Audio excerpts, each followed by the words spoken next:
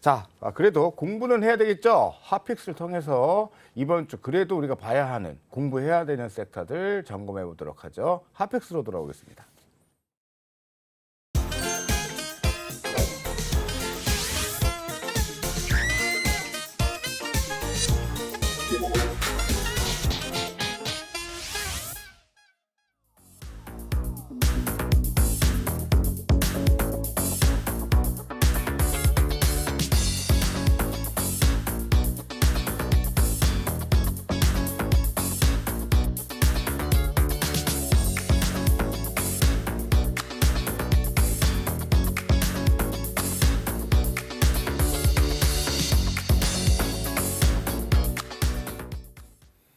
네, 오늘 핫픽스입니다. 훨훨 나는 JYP 엔터 시총 4조 돌파하면서 오늘 급등하는 모습을 보였는데요. 이틀 전에는 YG 엔터가 움직였습니다. 근데 오늘 JYP 엔터만 움직인 것이 아니라 전체적인 엔터주들이 매우 강했다.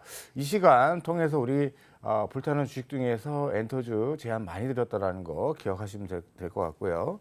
대한전선이 12년 만에 최대 실적을 기록을 했다라는 소식과 함께 급등은 나왔지만 재차 밀리면서 마감이 됐습니다. 자, 리오프닝 기대주인데 비상을 못하고 있습니다. 여행 항공주인데요. 왜 그런지 잠시 뒤에 확인해 보겠고요. 자, 해외에서 더 잘 나가는 K 음식료주. 그다음에 SL입니다. 오늘 자동차 품주들이 좀 화신, 성모하이텍, 덕양산업 다 밀리는 흐름이었지만은 SL은 1분기 호실적 발표와 함께 급등이 나왔었죠. 끝난 것은 아닌데 종목별로 좀 나뉘어지는 흐름이 나타나는 것 같습니다. 자, 이렇게 해서 좀 핫픽스를 살펴봤는데 이 중에 우리 민재기 팀장님의 핫픽스는 과연 무엇일까 확인해 보도록 하죠.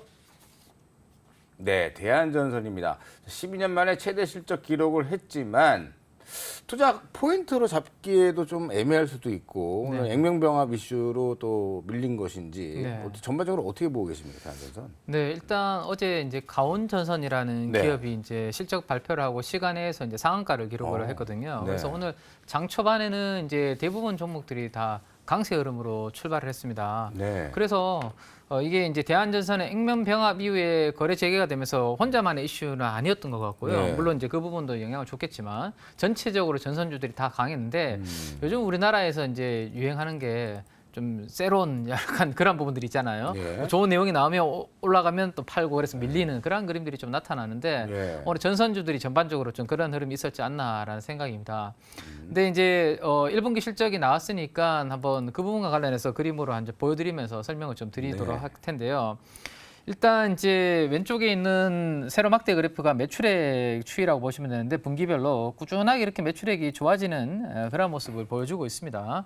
근데 이제 이번 1분기 실적이 200억 가깝게 나왔는데 작년 동기가 1분기 2022년도 1분기 대비해서 거의 50%나 이렇게 성장하는 모습이 나왔거든요. 그러다 보니까 시장에서는 호실적이다라고 해서 반응을 좀 했다라고 보시면 될 것 같습니다.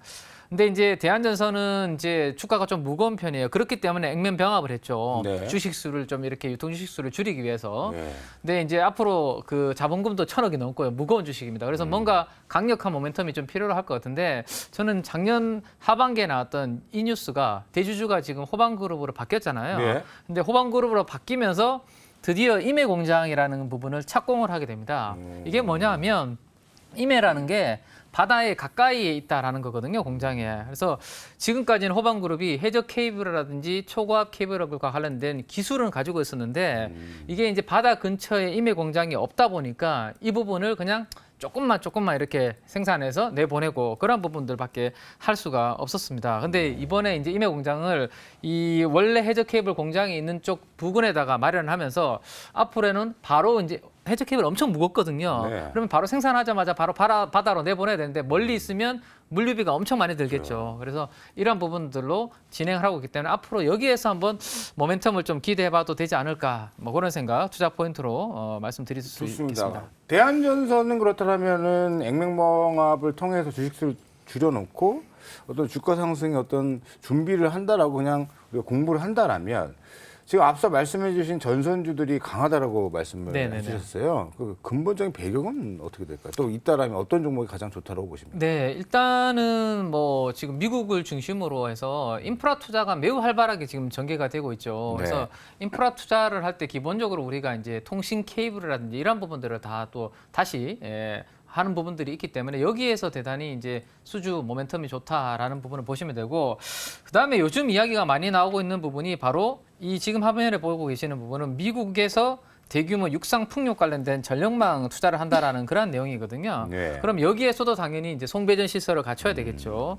그다음 미국뿐만이 아닙니다. 이제 북해가 있는 이제 유럽 쪽에서도 초대형 전력망 투자를 한다라는 그런 이야기가 또 나오고 있습니다. 이게 다 5월 초에 나왔던 이야기거든요. 네. 그래서 신재생에너지 투자를 중심으로 해서 이 부분이 확대가 되고 있는데, 태양광, 풍력 이런 부분 설비만 갖출 게 아니라 이거를 갖추면 결국엔 전기를 끌어오는 이런 설비도 같이 이제 동반해서 갖춰야 되기 때문에 전력 인프라 쪽 투자는 계속 증가를 할 수밖에 없다라는 거고, 또 하나 여기서 하나 뭐 말씀을 드리면, 지금 미국뿐만 아니라 이제 전기차에 대한 인프라 수요가 많이 증가하고 네. 있잖아요. 근데 우리가 충전을 하려고 하면 예전에 있는 이 전력 인프라를 가지고 충전했을 때는 다 셧다운이 될 수 있습니다. 네. 그렇기 때문에 전기차 수요와 함께 충전을 앞으로 급격히 이제 늘어날 텐데, 그 부분을 맞추려면 여기에서도 미국의 설비 투자는 같이 진행이 돼야 된다라는 부분을 보셔야 되고요.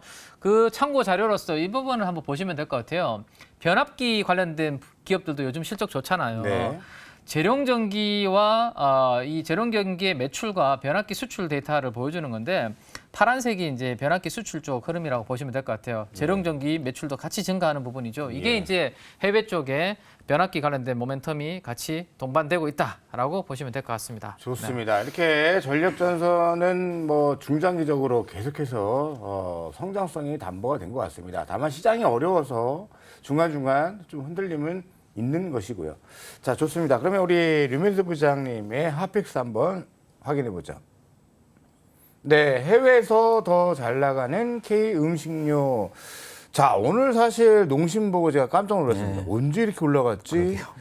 농심, 뭐 오뚜기, 삼양식품, 뭐 빅3 업체들이 라면을 엄청 많이 팔아가지고 또 1분기 호실적이다 이렇게 네. 발표가 됐는데 네. 근본적인 요인을 좀 물어보고 싶습니다. 그게 참 요즘 이제 증시가 이제 좀 안 좋으니까 네. 이쪽에 투자한 분들한테 죄송스러운 말이지만 잘 안 보던 이제 소위 경기 방어주잖아요. 네네. 이쪽 관련주들이 물론 실적도 좋게 나왔지만 주가 이쪽에 이제 매수세가 좀 몰리는 것 같아요. 아무래도 이제 여러 가지 지금 녹록하지 않은 상황 이런 것도 조금 어느 정도 대비되는 모습인데, 저도 뭐 평소에는 잘 투자를 안 하는 쪽입니다. 그래서 네. 저도 이제 성장주 위주의 어떤 그쪽으로 많이 하는데, 일단은 실적들이 너무 좋게 나왔어요. 근데 각각의 이제 세 개사를 보면은 일단 농심이 가장 좋게 나왔고요.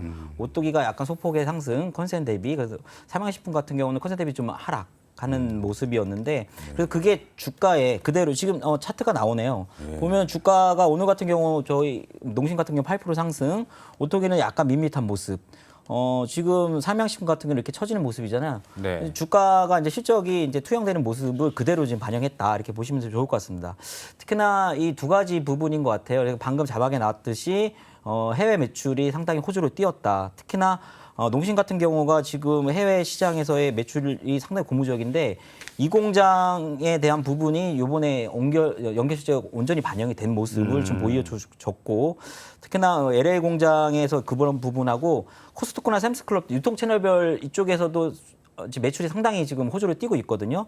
이 부분 하나. 그 다음에 또 하나는 아무래도 작년에 이제 기억을 많이 하실 거예요. 원부자재 이제 전쟁으로 인해서 원부자재 가격 인상. 그래서 파묘나 소매 가격 인상이 됐고, 이거 판가로 인상을 시킨 모습. 이런 것들이 수익성에도 역시 상당 부분 견조한 모습을 보였다라고 보시면 될 것 같은데, 일단 그래서 여러 가지로 지금 상황을 볼 때는 농심 같은 경우가 상당히 탑픽으로 좀 볼 수 있는데, 오뚜기 같은 경우는 지금 매출이 증가를 했고 영업이익도 소폭이 증가를 했는데, 아무래도 이쪽은 냉동식품 위주가 좀 많습니다. 그래서 라면 매출이 25%가 안 돼요. 그러니까 농심이나 삼양식품 같은 경우 80% 이상이 농심 그 라면 매출인데, 그런 부분이 있기 때문에 그런 부분을 감안을 하셔야 될 것 같고, 삼양식품 같은 경우는 불닭볶음면이 상당히 선전을 했지만 일단은 여러 가지 물류비 이런 부분 때문에 지금 영업이익은 지금 컨셉 대비 좀 미달했다, 이런 모습을 좀 보시면 될 것 같습니다. 좋습니다. 자, 그런데 말입니다.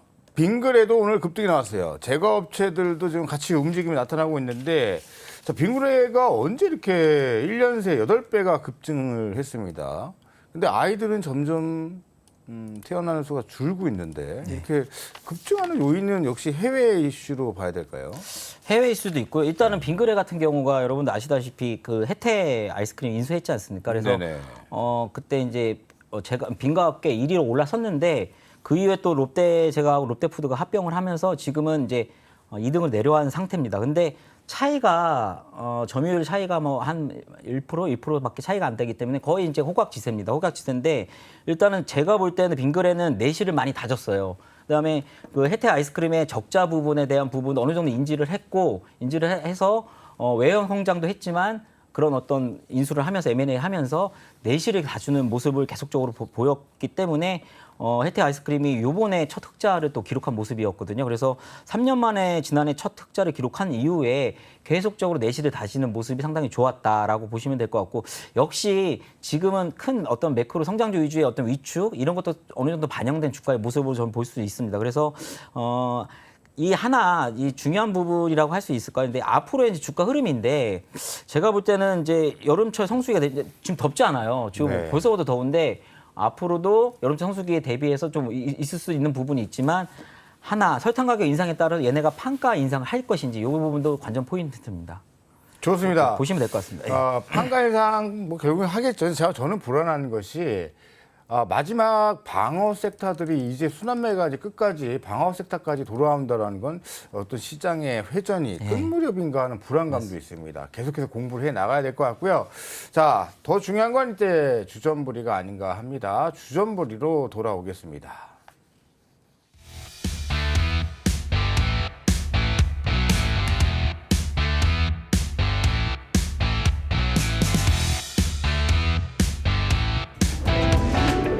이로운 경제 채널 EBC